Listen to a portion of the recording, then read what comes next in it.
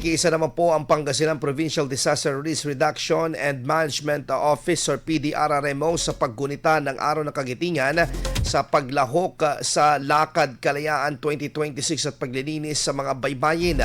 Layunin ng aktibidad na alalahanin at bigyang pugay ang kabayanihan ng mga Pilipinong lumalaban para sa kalayaan ng bansa.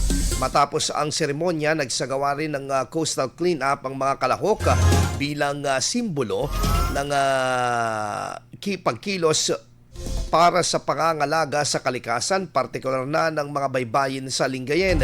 Kabilang sa mga nakisang Philippine Veterans Affairs Office or PVAO at Lingayen Branch, ang veterano ng digmaan, reservist at mga cadets mula po sa iba't ibang paaralan sa Western Pangasinan at mga miyembro ng Philippine National Police at Bureau of Fire Protection. Ayon sa tanggapan ng ganitong mga aktibidad ay hindi lamang pag-alala sa kasaysayan kundi pagpapakita rin ng malasakit sa kapaligiran at pagpapatibay ng diwa ng pagkakaisa sa komunidad. IFM News. IFM News.